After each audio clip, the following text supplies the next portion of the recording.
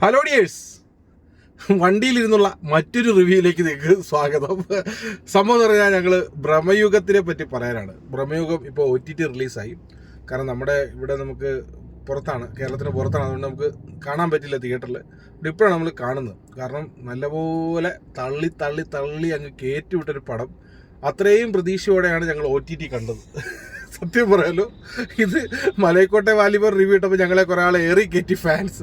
അതുപോലെ തന്നെ ഞങ്ങൾ സത്യം പറഞ്ഞാൽ നായകന്മാരെയോ ഫാനിസോ വെച്ചൊന്നും പറയുന്നില്ല. ശരിക്കും അതിലെന്താണ് ഇത്ര ഉണ്ടായിരുന്നുള്ളത് എനിക്ക് മനസ്സിലായില്ല. സമയം നിനക്ക് എന്തെങ്കിലും പറയാനുണ്ടോ? ഒന്നും മനസ്സിലായില്ല. അതാണ് സംഭവം. കാരണം അതിനകത്ത് ഡയറക്ടറെ സമ്മതിക്കണം, പുള്ളിയുടെ കൺസെപ്റ്റ് ഓക്കെയാണ്. ബ്ലാക്ക് ആൻഡ് വൈറ്റ് ആയിട്ട് നമ്മൾ പടം കണ്ടിരുന്നു. ദാറ്റ്സ് ഒരു പോസിറ്റീവ് സാധനമാണ്. പടം നമുക്ക് ബ്ലാക്ക് ആൻഡ് വൈറ്റും കുറേ നേരം കണ്ടിരിക്കാൻ പറ്റി. അതായത് കാരണം അതിൻ്റെ അകത്ത് വിഷ്വൽസ് ഒന്നും നമുക്കൊരു ബോറടിപ്പിക്കുന്നതായിട്ട് തോന്നിയില്ല. പക്ഷേ അതിനകത്ത് ആക്ടിങ് ഒക്കെ വളരെ നാടകീയത എന്ന് പറഞ്ഞാൽ നാടകം അമ്പലപ്പറമ്പിൽ നാടകം കാണുന്നത് ഇതിലും ബെറ്ററാന്ന് നമുക്ക് തോന്നി. ഒരു സിനിമ കണ്ടിട്ടുണ്ട്. അതുകൊണ്ട് നമ്മുടെ ഏജ് ഇപ്പോഴത്തുള്ള തലമുറ കണ്ടിട്ടുണ്ടോന്ന് അറിയത്തില്ല. പക്ഷെ നമ്മുടെ തലമുറ നമ്മൾ ഒരുപാട് നാടകം കണ്ടിട്ടുള്ളവരായതുകൊണ്ട് ഇത് അതിലും ഒക്കെ മോശമായിട്ടുള്ള രീതിയിലുള്ള അഭിനയം.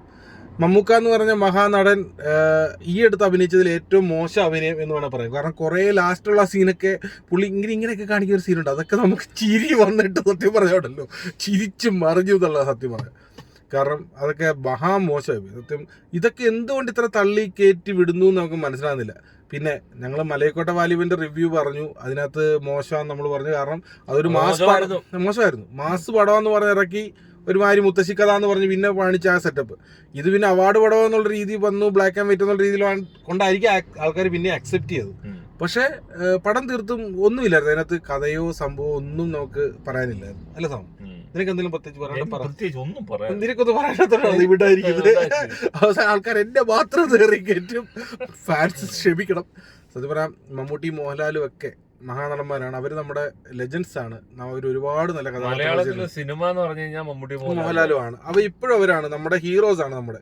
അവർക്ക് ഇനി മാറി ചിന്തിക്കേണ്ട സമയമായിരിക്കും. നല്ല നല്ല കഥകളും നല്ല നല്ല സാധനങ്ങളും ഒക്കെ എടുത്തിട്ട് ചെയ്യേണ്ട സമയമായിരിക്കും. അതേ നമുക്കൊന്ന് പറയാനുള്ളൂ. സത്യം പറഞ്ഞാൽ മലയക്കോട്ടെ വാലിബനെ പോലെ തന്നെ ഈ ഭ്രമയുഗവും ഒരു വാരി ഊളപ്പടമായിരുന്നു. പ്രേമലുവും മഞ്ഞുമ്മൽ ബോയ്സ് ഒക്കെ അടിച്ച് തകർത്ത് പിള്ളേരങ്ങ് മുമ്പോട്ട് പോകുമ്പോൾ നമ്മുടെ ഏട്ടന്മാരും നമ്മുടെ പേരോട് പറയണം, മറ്റേ ടൊവിനോയുടെ അന്വേഷിപ്പിൻ അതൊക്കെ അവരൊന്നും കുഴപ്പമില്ലായിരുന്നു. അതൊക്കെ ഒരു വെറൈറ്റി സംഭവമായിരുന്നു. അതുപോലെ യുവാക്കൾ ഇതുപോലെ യൂത്ത് സെറ്റായിട്ട് വരുന്ന സമയസ്ഥിതിക്ക് നമ്മുടെ ഇക്കായും ലാലേട്ടനും ഇനിയും ഇച്ചിരി ചിന്തിക്കാതിരിക്കുന്നു. കാരണം അവരുടെ ഒരു 2-3 വർഷത്തെ ഒരു സംഭവം എടുത്തു കഴിഞ്ഞാൽ അവരുടെ തെരഞ്ഞെടുപ്പിൽ ശരിയാണ്. സിനിമയെ പറ്റി അധികം അവരുമായിട്ട് കമ്പയർ ചെയ്യുമ്പോൾ നമുക്കൊന്നും അറിയത്തില്ല. എങ്കിലും അവര് ഈ ഫീൽഡ് നിൽക്കുന്നതുകൊണ്ട് അവര് നമുക്ക് ഇഷ്ടമുള്ള പടം നമ്മൾ കാണും അത്രേ ഉള്ളൂ. അല്ലെങ്കിൽ നമ്മൾ പറയും. അതുകൊണ്ട് സാധാരണ ഒരു ലോക്കൽ ആൾക്കാർ റിവ്യൂ എന്ന് ചിന്തിച്ചാൽ മതി. കഴിഞ്ഞ പ്രാവശ്യത്തെ കമന്റ് ഒക്കെ വളരെ മോശമായിരുന്നു. ഞങ്ങൾ അതൊക്കെ അക്സെപ്റ്റ് ചെയ്യുന്നു. എങ്കിൽ നമ്മൾ ലോക്കൽ ആൾക്കാരാണ്, ലോക്കൽ ഫാൻസ് ആണ്. ലോക്കൽ മലയാള സിനിമ ആരാധകർക്ക് ആ പടം അത്ര ദഹിച്ചിട്ടില്ല എന്നേ പറയാനുള്ളൂ. പടം വളരെ മോശമായിരുന്നു. അപ്പം ഇനിയും അടിപൊളി പുതിയ പടങ്ങൾക്ക് വേണ്ടി വെയിറ്റ് ചെയ്യുന്നു. അപ്പം എല്ലാം പറഞ്ഞ പോലെ ബൈ ബൈ. ഭ്രമയുഗം ഫ്ലോപ്പ്.